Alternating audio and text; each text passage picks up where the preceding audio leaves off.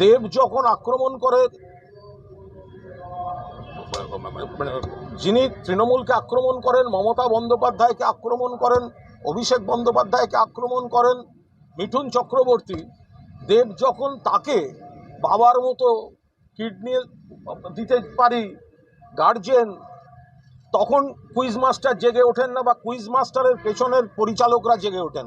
মমতা বন্দ্যোপাধ্যায়কে আক্রমণ করেন, অভিষেক বন্দ্যোপাধ্যায়কে আক্রমণ করেন, মিঠুন চক্রবর্তী, দেব যখন তাকে বাবার মতো কিডনি দিতে পারি গার্জেন, তখন কুইজ মাস্টার জেগে ওঠেন না, বা কুইজ মাস্টারের পেছনের পরিচালকরা জেগে ওঠেন না।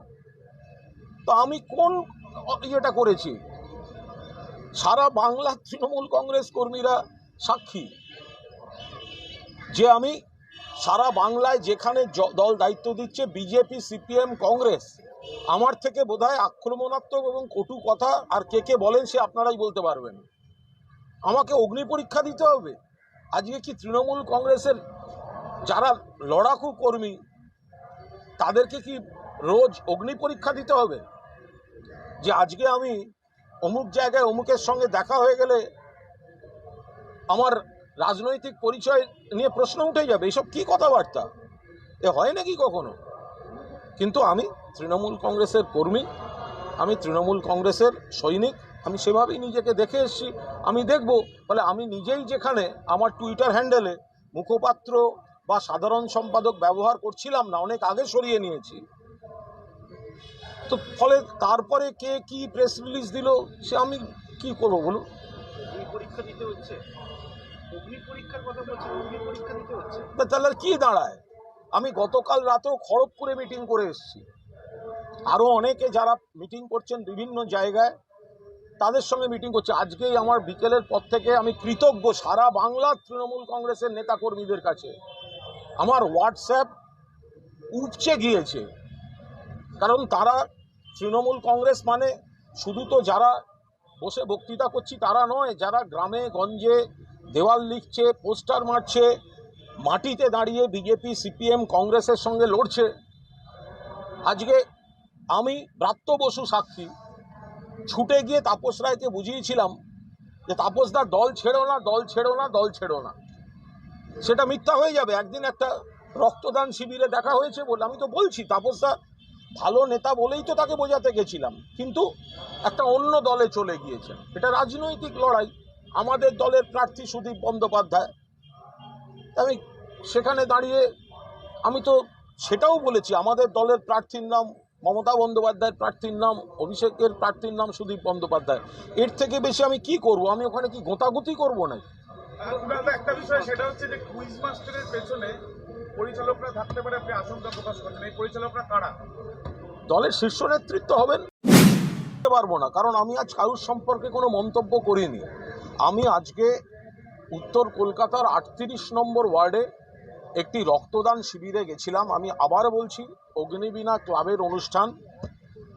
আমি এটা খুব বারবার বলতে চাই, তারা আমন্ত্রণ করলেও আজ আমার সেখানে যাওয়ার প্রোগ্রাম সেই অর্থে ছিল না, অন্য জায়গায় যাওয়ার কথা ছিল। আমি গিয়ে দেখি সেখানে উত্তর কলকাতার বিজেপি প্রার্থী তাপস রায় রয়েছেন, আবার আমাদেরও যারা ব্লকের নেতৃবৃন্দ তারাও কাছাকাছি সব রয়েছেন ইত্যাদি। কারণ ওটা অরাজনৈতিক, এর মধ্যে কোনো রাজনীতি ছিল না। তা আমি সৌজন্যের খাতিরে তো শুধু সেইটুকুই বলেছি। আমি ভুল কোথায় বলেছি? আমি কি বলেছি? আমি বলেছি তাপস রায় তিনি ভালো নেতা, দক্ষ নেতা, ভালো জনপ্রতিনিধি, কিন্তু তিনি অন্য দলে চলে গিয়েছেন। এটা একটা রাজনৈতিক লড়াই, তাকে আমরা রাখার চেষ্টা করেছিলাম, তিনি কথা শোনেননি, চলে গিয়েছেন। তা আমরা মমতা বন্দ্যোপাধ্যায়ের নেতৃত্বে, অভিষেক বন্দ্যোপাধ্যায়ের সেনাপতিত্বে তৃণমূল কংগ্রেস করি, এবং আমার ভাষণেও বলেছি যে আমাদের প্রার্থীর নাম সুদীপ বন্দ্যোপাধ্যায়, ফলে আমি সুদীপ বন্দ্যোপাধ্যায়ের হয়ে কাজ করব। তো এটার মধ্যে কোথায় দোষ আছে আমি তো এখনো কিছু সেটা বুঝেই উঠতে পারছি না। আমি একজন সাধারণ তৃণমূল কংগ্রেসের সৈনিক, আমি তৃণমূল কংগ্রেসের একজন কর্মী। আমার যেটা মনে হয়েছে যে দীর্ঘদিন তাপস রায়ের সঙ্গে রাজনীতি করেছি, তার বাইরেও আগে থেকে তাকে চেনা। এখন তিনি ঘটনাচক্রে দুর্ভাগ্যবশত অন্য দলে চলে গিয়েছেন।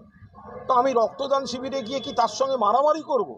কিন্তু সেখানে তো আমি আমার মুখ থেকে আমাদের দলের প্রার্থীর নাম উচ্চারণ করেছি। আমি তো বলেছি, আপনারা আমার ভিডিও দেখুন। আমাকে একজন পাঠালো, দেখুন আমাকে তো কেউ পাঠায়নি, আমায় কেউ ফোনেও বলেনি। এ তো সেই সব অদ্ভুত ব্যাপার। 2013 সালেও শুনেছিলাম আমাকে কে কি চিঠি পাঠিয়েছে, আজও এলো না। তো সেরকম একটা চিঠি ঘুরছে, আমি ধরে নিচ্ছি সত্যি। তো সেখানে একজনের সই আছে, আমার তো ভালো লাগতো, এদের সঙ্গে তো বন্ধুর মতো সম্পর্ক। একটা ফোন করেও বলতে পারতো, কুণাল তুমি যেগুলো ছাড়তে চেয়েছিলে আমরা তোমাকে অব্যাহতি দিচ্ছি, ইউ আর ইয়ারবাই রিলিজড। রিমুভ তো যায় না। আমি তো কোনো দল বিরোধী কাজ করিনি। আমাকে যখন দল শোকজ করেছিল, আজ বলছি, আমি সঙ্গে সঙ্গে উত্তর দিয়েছি। আপনারা একজনও বলতে পারবেন কুণাল ঘোষ সেই চিঠির কপি মিডিয়াকে খাইয়ে দিয়েছে? একজনও বলতে পারবেন? একজন? ঈশ্বর সাক্ষী, আমার মরা বাবা মার দিব্যি, আমাকে শোকজ করা হয়েছিল, আমি তার উত্তর দিয়েছি, ডিসিপ্লিন সোলজার। কিন্তু মিডিয়াকে সেই চিঠি আমি একজনকেও দিইনি। কিন্তু যদি আমাকে রিমুভদের খবর মিডিয়া থেকে জানতে হয়, তাহলে সেই চিঠিতে আমি কি উত্তর দিয়েছিলাম সেগুলো তো মিডিয়াকে দেওয়ার নৈতিক অধিকার আমার থাকছে। বলছি, তাপস রায় আজকে এই আপনাকে এখান থেকে সরানোর পর সিদ্ধান্তের পর তাপস রায় বলছেন যে এরপর তো কোনো বিয়ের অনুষ্ঠানেও তৃণমূল কংগ্রেসের কর্মীদের সঙ্গে দেখা করা যাবে না। আর এই সুদীপ বন্দ্যোপাধ্যায়ের সঙ্গে মন্তব্য প্রসঙ্গে এর আগেও তৃণমূল কংগ্রেসের সঙ্গে একই ঘটনা আপনার ঘটেছিল এবং আজকেও সেম জিনিস ঘটলো।